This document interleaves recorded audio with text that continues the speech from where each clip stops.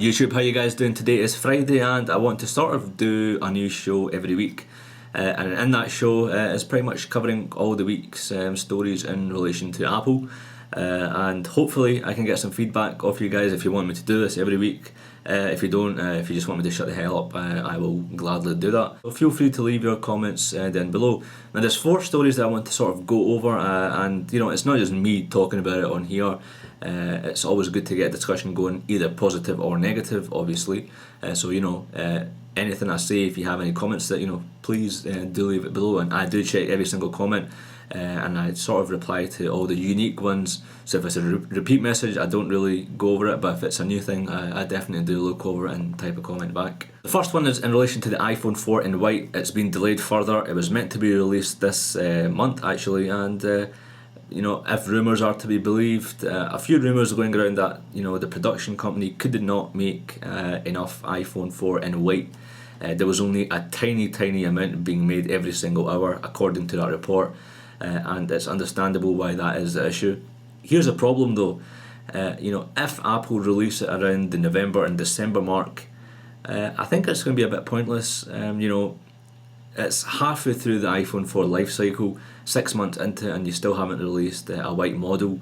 But then again, because the holiday season is November, December, sales would definitely kick off in style. But I'm also thinking they've also delayed it because of the antenna issue, even although Apple are offering the whole bumper, which I'll get onto in a minute.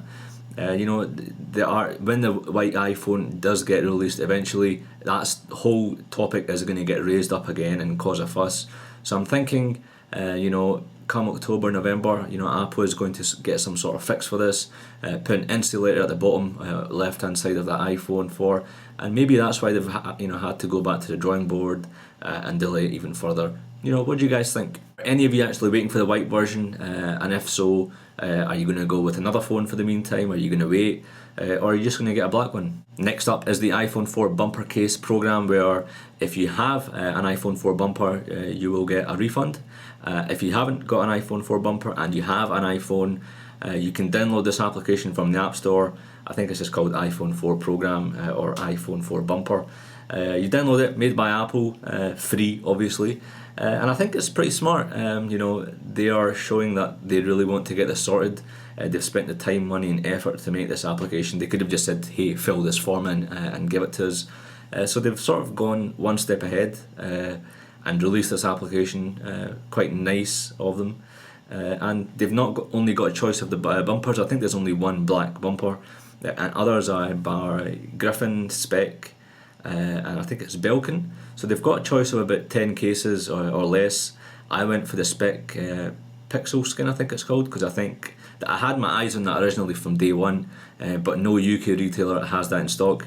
So I went for that one. Which one did you go for? 3 to 5 weeks for delivery to me.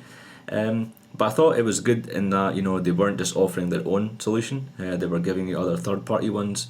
And definitely, if any of you don't know which one to go for, go with any apart from the Apple bumper, because that thing is not worth £25. It's only covering the bezel on the side, it's not covering the back.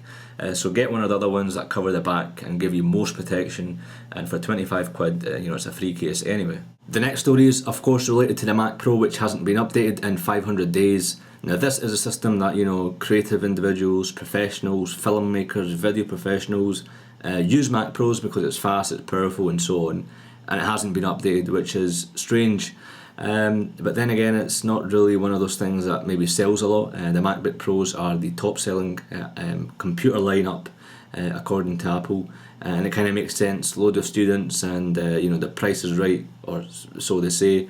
But the Mac Pro hasn't been updated, and today a guy in Canada was in the process of reserving a Mac Pro in his local retail store, and it was coming up as unavailable.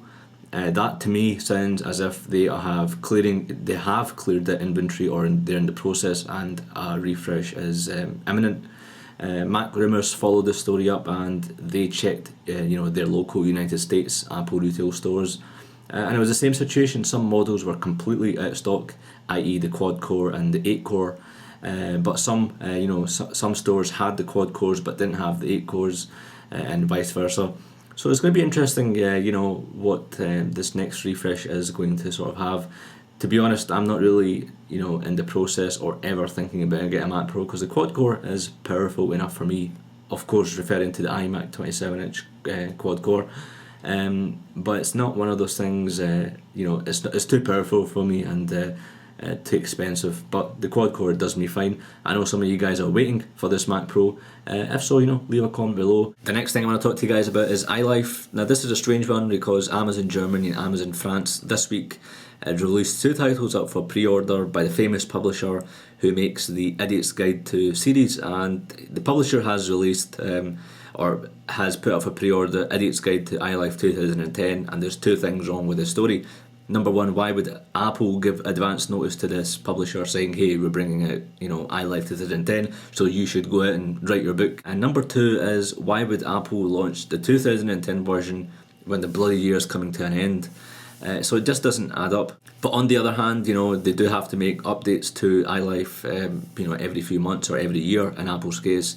Could they do with an update just now? I think iLife, iMovie, and iWeb could do with theme updates. iMovie I use regularly for these videos that I make, and iWeb I have recently starting to get used to, but it definitely needs more business kind of themes to it.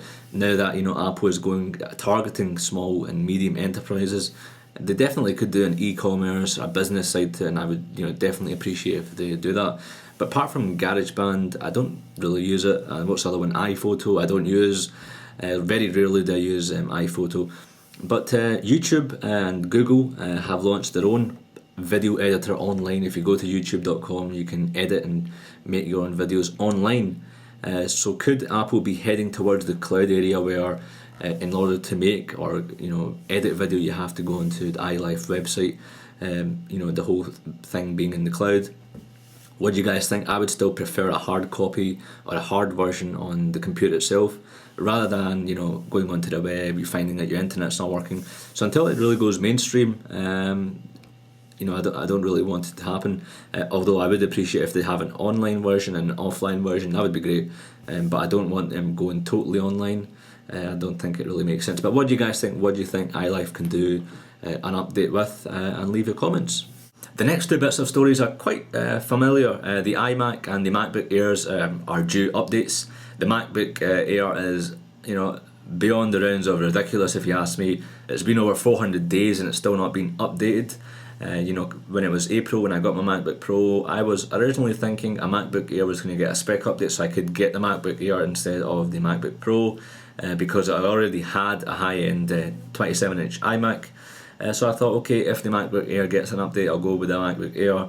But that didn't happen, and if rumours are to be believed, the MacBook Air is definitely getting updated within the next few weeks, possibly around the same time as the iPod event, which is September-ish.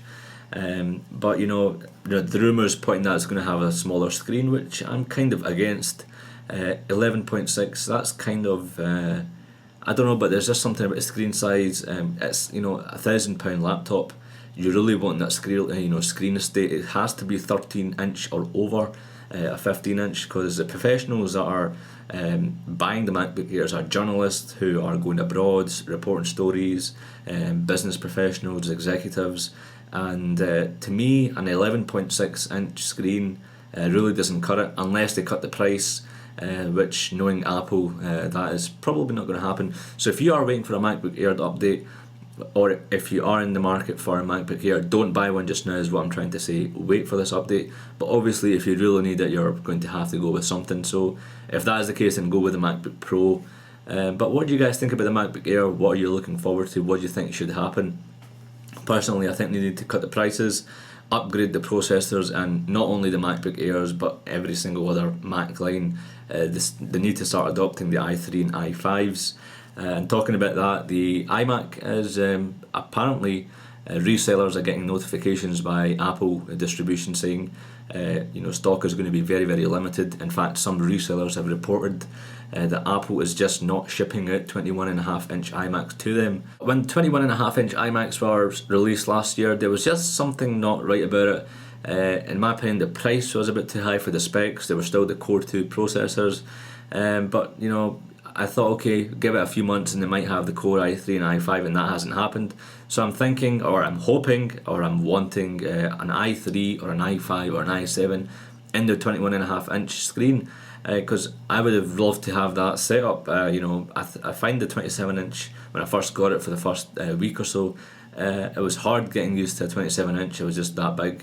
I know what you guys are thinking, but I would have liked to have a 21.5-inch with a custom Core i3 or Core i5 processor. I doubt there's going to be any adjustments to the actual physical design of the iMac, simply because they went a kind of a redesign in October 2009, where they changed the sizes of the screen to 21.5, which was not normal for Apple, and 27-inch was definitely not normal.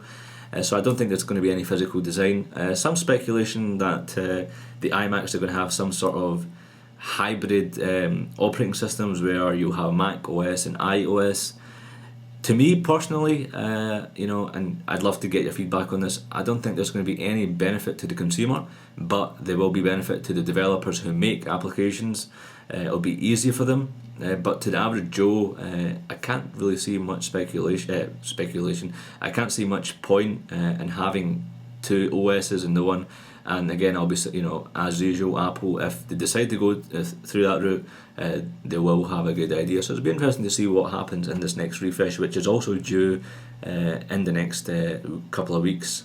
So guys, that was all the stories that I sort of came across that I found interesting, and I thought I would share it with you guys, and hopefully I can get some comments on these things and this concept that I'm doing. And remember, you can join me on iglasswegian.com, twitter.com/i6glasswegian, and if you can hit the subscribe button up here, that would be pretty damn awesome. If not an issue, and hopefully I'll see you in my next video. Cheers.